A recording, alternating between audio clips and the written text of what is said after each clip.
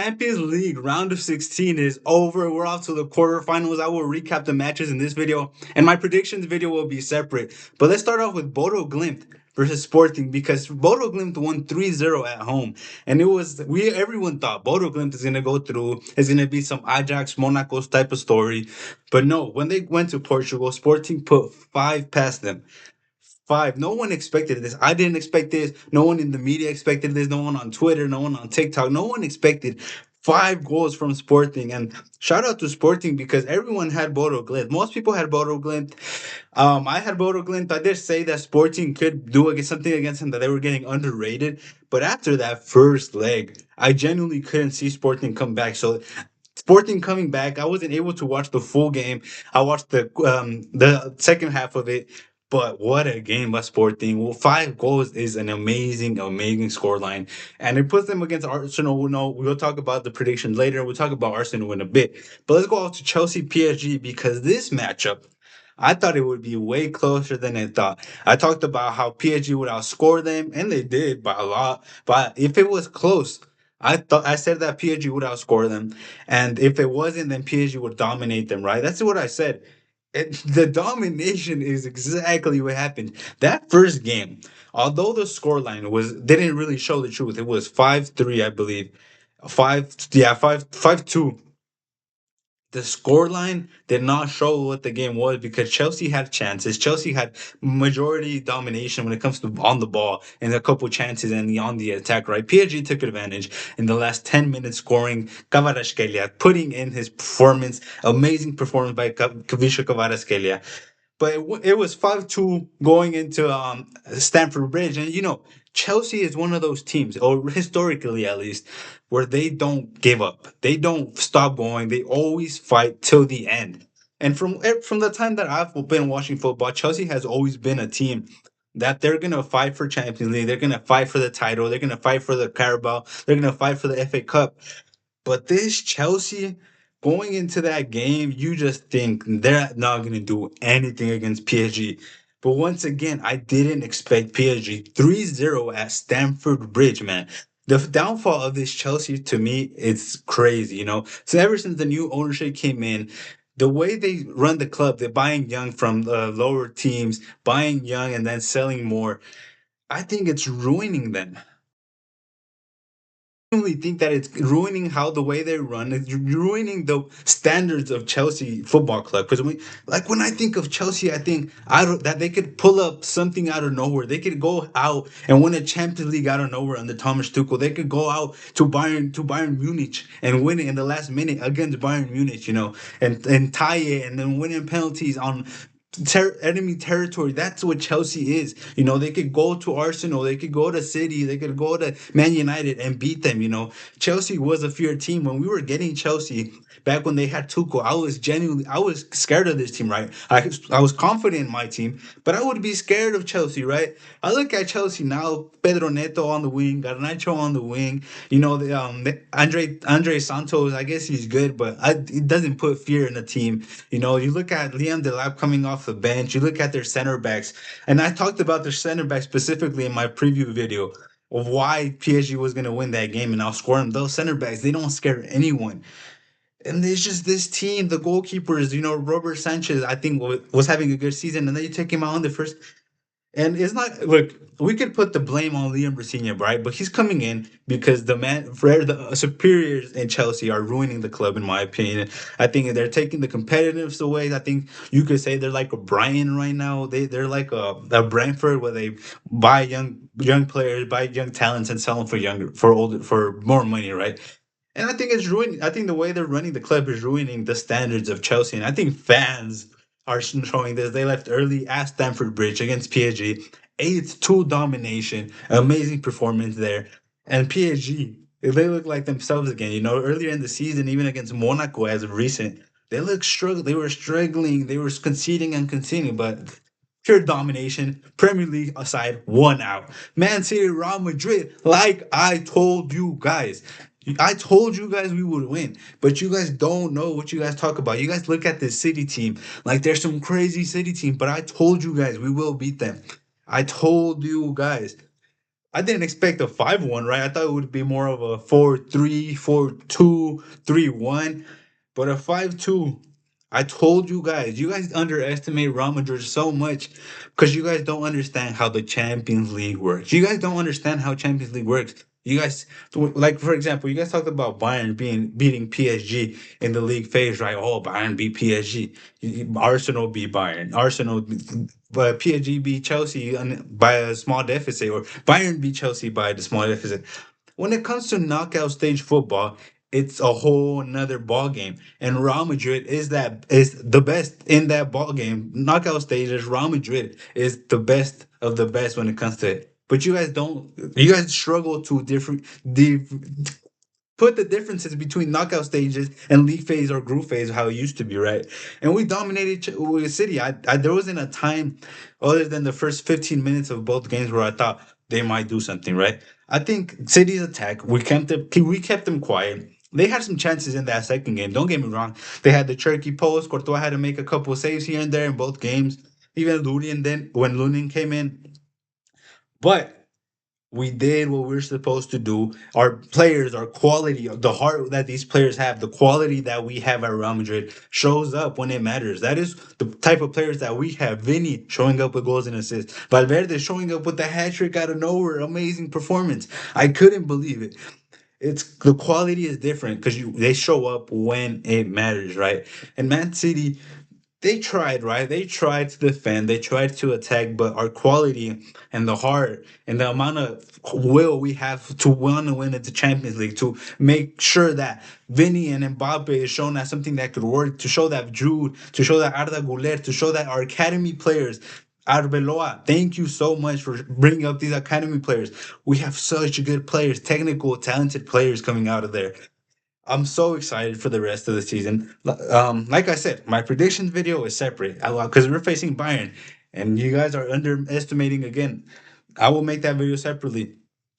5-1 Premier League team out the door. Arsenal, Leverkusen. Arsenal did their job. They made it a clean performance. Leverkusen had some couple chances. Raya had to make some nice saves. But I think Arsenal did what they were supposed to do. You know, they handled the game, went to Leverkusen, went to Germany, and it's a tough spot going to Leverkusen. I'm pretty sure they haven't lost that much in there, and they got the 1-1. You know, they wasn't the best of performances. Came out with the tie. Wasn't their best performance. Didn't create almost anything, but they came out with the 1-1. Debatable penalty, but you take that if you're an Arsenal fan, right? As a neutral, I wasn't really watching this game, so I didn't really care about it. Barcelona. I mean, well, let's talk a little bit more about Arsenal because they're, to me, and to a lot of people, well, mostly just to me, I don't see favorites in the Champions League. I genuinely don't see favorites because, as a Madrid fan, I know how this competition works. I know how things happen out of nowhere. Nothing is, like I said earlier in the season, nothing is linear in the Champions League. Just because you're doing good in your league and you're doing good in the cup doesn't mean you're going to win it. It doesn't mean anything at all, right? When Chelsea won it under Thomas Tuchel, I believe they were fighting for top four, and they won the Champions League, beating some good teams, beating Prime City, beating a good Real Madrid team that we won the Champions League afterwards. So we were doing good. Anything can happen in the Champions League. If you don't know, understand that, then get used to it, right? Because even with this new format of the league phase, the Champions League is different. And a lot of people see this Arsenal team as favorites, and it makes sense, right? They're top in the Premier League by 9 points. They dominated the league phase. They got off an easy win against Leverkusen, and they're facing Sporting, which looks easier, right? But nothing is linear. Anything can happen in the Champions League, which is what you guys don't understand. So Arsenal make it a clean win. I think once again their quality shows in the Champions League. So quality showing up when it matters, and I think Eze did what he was meant to do, and Rice too. I think you can see the quality in the players, right? Quality in the Champions League when it matters. It shows the mentality, right? Because this is the biggest of stages, apart from the World Cup, right? And as it showed up, Champions League, Declan Rice, Eze, David Raya showed up, and they made it a simple, clean win for themselves. Arsenal, Premier League team still in. Newcastle, Barcelona, 8-3 aggregate, 7-2 in the second leg. Premier League team out the door. Barcelona in that first leg, it wasn't the best of Barca. I knew for a fact right away, right off the first 15, 20. Not even I guess we'll go to 30, right? Because the 15th minute will always be Newcastle at their ground, right? Barcelona get off a tie there. 1-1. I mean, last minute penalty again. They went to a hard ground. That is Newcastle's ground, right? It's a tough place. 1-1. You take that. They go to Camp Nou. First half at the Camp Nou was crazy. 3-2. 5 goals in one half. And from when that half starts, when that half ended, right? Everyone was like, what could happen? You know, Newcastle could pull it off. They're scoring with ease. Barcelona are defending trash. And then it was off a penalty too. So 3-2, Newcastle could pull something off, or at least push it and extend it to extra time and maybe even penalties, right? That second half starts. Barca start ticking. And look, let me say this, right? In the first half, it was so transitional that it was going against Pedri's things, right? Pedri's abilities, it was going against it. Pedri is not a basketball type of player, right? He's not a back and forth type of player. And I noticed that. I said, Pedri hasn't really touched the ball, which doesn't really influence Barca, which kind of makes Barca weaker and less protected, right? When that second half started and Pedri got on the ball, started taking the ball one side to another, starting pass, finding the lines in between the lines. Lamine started taking, Rafinha started taking, Fermin started taking. This Barca team just started taking. Pedri on the ball, moving the ball side to side. Pedri was on it, and where Pedri is on it, and Lamine is on it, and Rafinha's on it, and Lewandowski takes his chances, and Kubarsi is anticipating the balls, and Cancelo is on the ball. This team is dangerous. It's very dangerous because they could score as many goals as they want. They could have been 10-0 in that second half. It could have been by the end of the game, right? But they stopped. They put in some youngsters in. They slowed the game down. But that could have been like 10-2 as the second leg. But this Barcelona team is a scary team when they start ticking, right? When they play that basketball side to side, or even if they face a more defensive side like an Arsenal, right? I think they might struggle a bit. But when the thing is, when if you look, this is not part of my predictions, right? But let's say Barcelona Arsenal face in the semifinal, right? I don't think Arsenal have the speed when it comes to breaking the lines of Barcelona, beating that high line. To beat this Barcelona highline, you need speed. When Atletico Madrid did it, they were doing it with Simeone, running down the. We know how fast and how aggressive Simeone is, right? Running down that right hand side. Then you have Lookman running down that left side, and then you have Julian Alvarez making runs, and then you have Marco Llorente making in runs too, right? Speed beats this Barcelona highline sometimes, right? Not all the times. We saw it in that second half. Speed didn't matter. I don't, you look at Arsenal, I guess you could say Joker is some sort of fast. Martinelli is the one that could be dangerous. But then you look at Saka, Madueke, I guess he's fast, but he's not that type of direct runner in moments, right? He's running in behind is not really his thing. He's more of on the ball and then beat his man. Eze could find a pass, but you look at Arsenal's attack and they're pretty slow. They're kind of a slow team, right? And then Newcastle had what it takes. You had Gordon, they had Elanga. These are fast players that will beat the high line. But that second half, when Barcelona is taking, when they're on the ball, moving the ball side to side, finding in the spaces, finding in the pockets, Lamine coming inside, Rafinha moving in, Cancelo running down the wing. When they start taking, when Pedri starts getting on the ball, when Lamine and Rafinha are on it, this team could put 8-10 past you, and that it was they put four in that second half. That is crazy. But Barcelona go through another Premier League team out the window. Atletico Madrid. Tottenham won on the night on at London Stadium. Tottenham won 3-2, right? But Atletico Madrid is a team that if they have a high advantage of you, they're just gonna defend. They don't really care for attack. When they got scored on, then they're like, okay, let's talk attack a little bit. But the deficit was crazy. So 7-5 in aggregate. Another Premier League team out the window. You guys are seeing a little trend here. But Atletico Madrid at the Wanda destroyed them. I think they had the whole goalkeeper situation. Like I don't understand.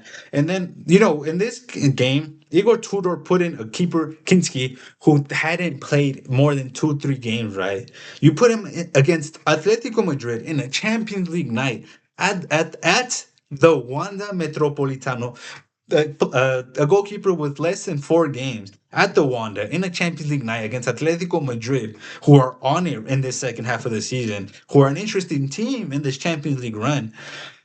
And then you put in Kinski. And then look, the funniest thing to me is that you do this, and then Atletico smacks them, right? And then the game after that was Chelsea versus PSG, and Liam Rosenior has the smart idea to do the exact same thing, putting a keeper like Jorgensen that hasn't had that many minutes in a Champions League game at the Parc des Princes against PSG. Like these managers, man, I don't want to. The quality of managers has dropped so much. It's crazy to me. Then we go, Atletico Madrid go through 7-5. Like I said, another Premier League team out the window. Galatasaray, Liverpool. Liverpool were amazing in that second game. I was watching that second game at the Anfield, and they were on it. Salah was on it. He created a couple chances, assisted and scored. And I really liked Gravenberch and McAllister in that game. Of course, I love Soboslai, but I like that McAllister, Gravenberch. The thing with this Liverpool team is right. They have good quality. They have good pieces. But on any given day, they could lose 3-0. You know, they lost to Nottingham Forest, I think it was 3-0 at Anfield, you know. And it's only in moments that you see sparks. You know, we've seen this throughout the season where they win one or two games and then you're like, oh, they might come back. They might go on a little run. But then they lose and then they tie and then they lose again and then they tie and then they go on another little run, right? And this team, I think, is too inconsistent. I think Liverpool is too inconsistent. Once again, I'm not going to talk about predictions, but they have a tough challenge in PSG. Bayern, Atalanta, Liverpool go through 4-1. A Premier League team stays in, right? Bayern, Atalanta, not much to say. 4-1 Bayern. 10-2 on aggregate. Bayern are dangerous. We're facing them. They're a dangerous side. But once again, I don't want to give out too much on about my predictions, but Bayern look dangerous. But once again, 10-2 aggregate, anything can happen in this Champions League. If you guys know how it works, if you guys know the special nights in the Champions League, anything can happen. That was my recap. I hope you guys enjoyed it. Make sure to like and subscribe because my prediction video will come out sooner rather than later. I believe the next match is until April 7th. So there's still time for me to run down a couple of things, right? Real Madrid, Courtois is out, but Mbappe and Carreras is in. So I'm gonna think about everything. I'm gonna try and break down almost every game. You know, we have Real Madrid, Bayern, Sporting, Arsenal, Barcelona, Atletico Madrid, PSG, Liverpool. I'm going to break down the games. I will make a video on this. But man, round of 16, we have some amazing moments. You know, Sporting coming back. You had PSG domination. You had Real Madrid 5-1 with the Valverde first half hat trick. The moments in the Kavisha Kvaratskhelia coming in and dominating and changing the game, you know, it was some good moments, some good games. But some big ones are coming too. You know, big game.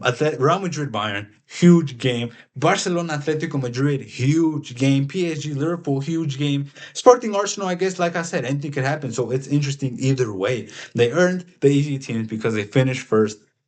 What a games. What a performances. First half Barcelona, Newcastle was crazy. PSG, Chelsea was crazy. Valverde hat trick. Arsenal as a banger. That as a game. That as a goal was a banger. Rice will go. I really like the Rice's goal too.